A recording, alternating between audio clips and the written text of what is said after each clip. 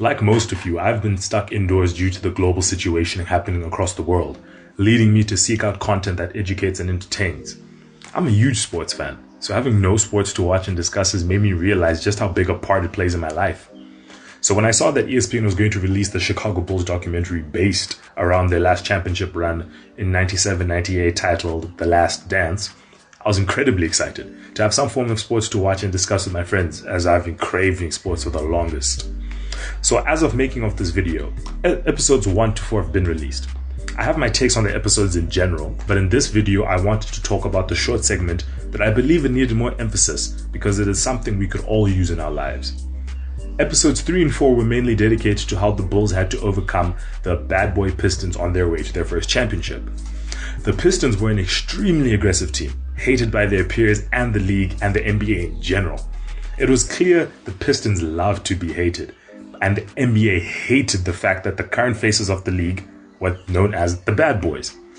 The Bulls were the closest team to overthrowing the Pistons in their 2-year championship window. But for the 2 years they kept losing to them, they were always getting close to that finishing line. The Bulls were fouled, hit, elbowed, and abused on the court. But whenever they lost, they shook the Pistons' hands and went back to the gym and tried to prepare to beat them the following season. Finally, in the year 1991, when they met in the playoffs for the third time, the Bulls were ready for them. They embarrassed the Pistons in a 4-0 sweep and played attractive basketball the NBA was more than happy to promote. But what happened in the final game of the series is what led me to making of this video. In previous seasons, whenever the Pistons would be aggressive and try hurt their opponents, the Bulls would complain and whine to the referees and ask them to punish the Pistons for foul play. But whenever they didn't get their way, they would end up getting extremely frustrated whenever the referees did nothing. This played right into the Pistons' hands because they knew they had entered the minds of their opponents, who were no longer focused on their own game, but on avoiding getting hurt by them. The Pistons would then go on to handily beat the Bulls and win 2 championships in a row because of it. However, things changed in 1991. As Scottie Pippen went up for a layup, Dennis Rodman would shove him so hard that he would go flying into the front row seats of fans. Pippen could have been severely hurt by this, and he had every right to complain to the referees. But what he ended up doing sealed the victory for the Bulls, in my opinion. Pippen didn't react. He didn't react. He sat up, had his teammates help him up, and he didn't say a word to Rodman or the referees. It was in that moment the Pistons knew they stood no chance of beating this team anymore.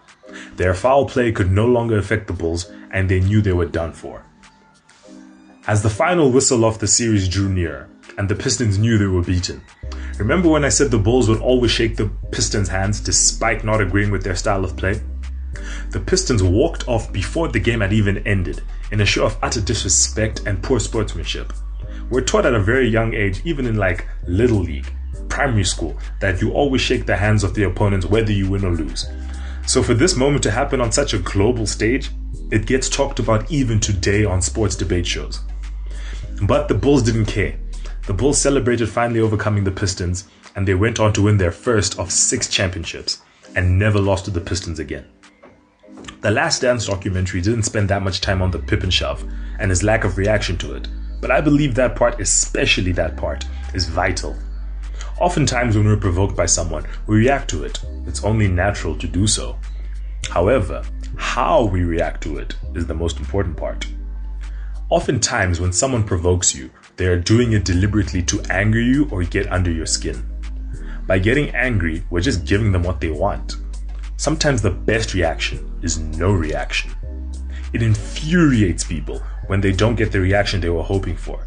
And now you've managed to get under their skin by literally. Another tactic I like using is deliberately taking insults and interpreting them as something positive. For example, we're all inside right now, and you might gain weight due to being confined to your home and not exercising as much because your local gym is closed. The next time people see you, they might say, "Whoa, what happened? You've put on some pounds, man." Instead of getting upset at this, look back at them and smile. "Thanks, I've been meaning to gain weight, so thank you for your comment." Or any positive spin that you can think of to add to that. People that had bad intentions when they say stuff will be caught off guard because they were hoping to hurt your self-esteem. And now that they have inadvertently boosted it, it'll irritate them to no end. The Last Dance will naturally discuss the great success the Bulls team had over the years, but you can't have success without going through adversity. I am more interested in the obstacles they had to go through, because that's what makes for great stories when you're looking back on it. And you need to know what you went through to know where you're headed. I'm excited to see the remaining episodes, and I hope everyone is staying safe during these unprecedented times. Chat to you soon.